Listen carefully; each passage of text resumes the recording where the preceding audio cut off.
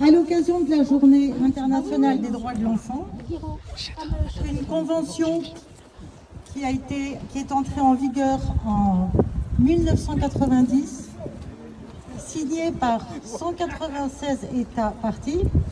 Nous allons lire ou rappeler quelques articles de cette convention. Article 24, alinéa 1. Les États parties reconnaissent le droit de l'enfant de jouir du meilleur état de santé possible et de bénéficier de services médicaux et de rééducation.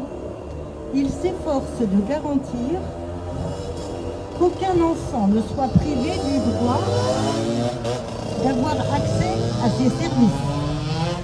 Article 24, 2. Les États parties s'efforcent d'assurer la réalisation intégrale du droit susmentionné et en particulier prennent les mesures appropriées pour, au petit a, réduire la mortalité parmi les nourrissons et les enfants, petit b, assurer à tous les enfants l'assistance médicale et les soins de santé nécessaires, l'accent étant mis sur le développement des soins de santé primaires. Petit c, lutter contre la maladie et la malnutrition, y compris dans le cadre de soins de santé primaire, grâce notamment à l'utilisation de techniques aisément disponibles et à la fourniture d'aliments nutritifs et d'eau potable, compte tenu des dangers et des risques de pollution du milieu naturel. Article 28. Les États parties reconnaissent le droit de l'enfant à l'éducation et en particulier en vue d'assurer l'exercice de ce droit progressivement et sur la base de l'égalité des chances. Petit a, ils rendent l'enseignement primaire obligatoire et gratuit pour tous.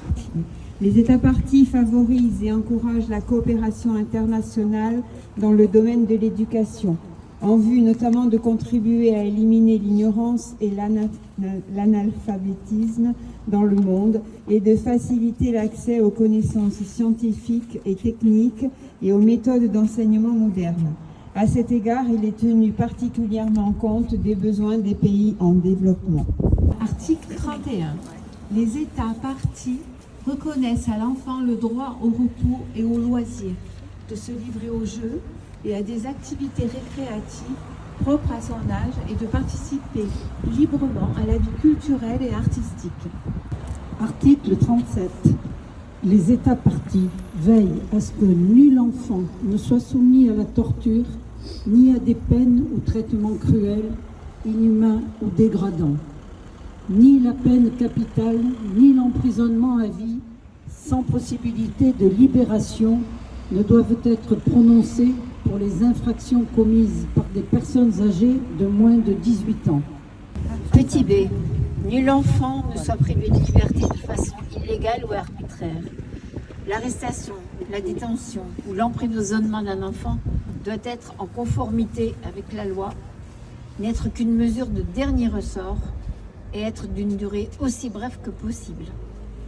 Tout enfant privé de liberté soit traité avec humanité et avec le respect dû à la dignité de la personne humaine et d'une manière tenant compte des besoins des personnes de son âge. En particulier, tout enfant privé de liberté sera séparé des adultes, à moins que l'on estime préférable de ne pas le faire dans l'intérêt supérieur de l'enfant. Et il a le droit. Et il a le droit de rester en contact avec sa famille par la correspondance et par les visites, sauf circonstances exceptionnelles. Les enfants privés de liberté aient le droit d'avoir rapidement accès à l'assistance juridique ou à toute autre assistance appropriée, ainsi que le droit de contester la légalité de leur privation de liberté devant un tribunal ou une autre autorité compétente, indépendante et impartiale, et à ce qu'une décision rapide soit prise en leur matière. Les États parties s'engagent à respecter et à faire respecter les règles du droit humanitaire international qui leur sont applicables en cas de conflit armé et dont la protection s'étend aux enfants. Article 38, petit 2. Les États parties prennent toutes les mesures possibles dans la pratique pour veiller à ce que les personnes n'ayant pas atteint l'âge de 15 ans ne participent pas directement aux hostilités. Article 32. alinéa 3. Les États parties s'abstiennent d'enrôler dans leurs forces armées toute personne n'ayant pas atteint l'âge de 15 ans. Lorsqu'ils incorporent des personnes de plus de 15 ans et de moins de 18 ans, les États parties s'efforcent d'enrôler en priorité les plus âgés, conformément à l'obligation qui leur incombe en vertu du droit humanitaire international de protéger la population civile en cas de conflit armé. Les États parties prennent toutes les mesures possibles dans la pratique pour que les enfants qui sont touchés par un conflit armé bénéficient d'une protection et de soins.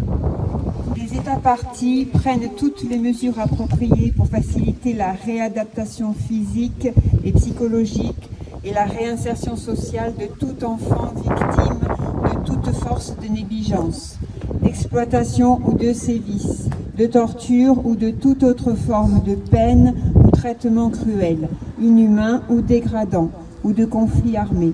Cette réadaptation et cette réinsertion se déroulent dans des conditions qui favorisent la santé, le respect de soi et la dignité de l'enfant. Je vais vous lire un passage d'un livre qui vient de sortir, qui a été écrit par Samar Yazbek. Samar Yazbek est une romancière syrienne qui a passé un certain temps à Doha, au Qatar, pour rencontrer des rescapés de Gaza. Et elle en a sorti ce livre qui s'appelle « Une mémoire de l'anéantissement », où il y a une cinquantaine de témoignages de gens à qui elle a posé comme première question « Où étiez-vous le 7 octobre ?» Et j'ouvre ici une parenthèse pour les Syriens qui ont vécu 14 ans de guerre. Les premières images que les Syriens ont vues de Gaza ont fait écho, bien sûr, dans leur mémoire à d'autres images antérieures du conflit syrien. Et parfois, dans les journaux, il y a eu des photos qui ont été légendées comme étant des photos de Gaza et qui, en fait, étaient des photos de la guerre syrienne. Cette scène étrange se passe dans une ville tranquille, Doha. À ce moment-là, ce sont les images des villes syriennes détruites qui se matérialisent devant moi. Les spectres des victimes et leurs gémissements sont les mêmes. Un nouveau désastre. Il n'y a autour de moi aucune âme qui vive. Ce midi est rude. Un soleil poisseux me brûle le feu. Me voici aux prises avec des idées obsédantes dans la fournaise du désert. Je détourne le regard pour chasser ces idées qui m'envahissent. En essayant à nouveau de repérer les ombres, je comprends qu'il s'agit de fauteuils roulants noirs. Des gens les poussent. En me retournant, je vois une femme vêtue de noir derrière un fauteuil où est assise une toute jeune fille. Êtres humains amputés, démembrés, corps en marge de la vie, les vestiges d'une époque en ruine. D'un seul coup, ils sont le monde tout entier. Avec ces êtres fantomatiques que je distingue mal, j'ai l'impression de me retrouver à bord d'un navire figé au milieu de nulle part, par tant d'impuissance et de perdition. Le soleil est impitoyable. Je dois me rendre dans les bureaux pour rencontrer les responsables du lieu. Pour ne pas sombrer, le fil de mes pensées réinterprète tout ce que je vois en scène fantastique. Je veux chasser ces visions de destruction qui se mélangent dans mon esprit, celle de la Syrie et celle de la Palestine. Un désarroi inexplicable est sur le point d'engloutir cette vision que le caractère tragique rend presque irréel. Qui pourrait supporter tant de douleur? Ce n'est pas un hasard si l'image de ces fauteuils roulants, qui me font penser à une nuée d'oiseaux noirs, me renvoie aux souffrances du quotidien des Palestiniens, un peuple arraché à ses racines et qui se retrouve réduit à l'impuissance et à l'errance. Ces silhouettes incarnent la défaite de l'humanité, un symbole qui se répète, comme si les Palestiniens étaient des Syriens et vice-versa, victimes de la même sauvagerie dont j'ai pu témoigner sur laquelle j'ai écrit et que j'ai enfouie dans mon cœur.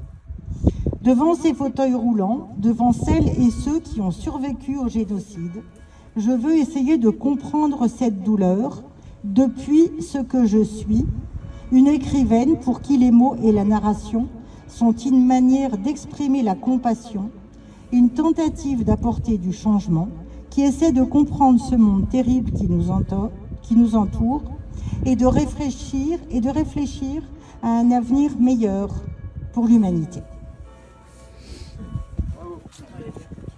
Je vais vous lire un extrait d'un poème de Philippe Fortiol, Célébration des enfants. Enfants qui montrez du doigt l'autre rivage, le temps s'arrime à vos radeaux. Vous hébergez l'agneau qui bêle, la nuit, l'étoile et l'étincelle. Vous brillez, vous brûlez, vous souffrez. Vous êtes fibre d'un feu sacré. Et moi, je l'arrache cet oripeau. Et de mes vieilles nippes, vous faites une nappe. Foulez ma cape en paradis. Enfant, géant de vie, qui m'intimide au grand oubli.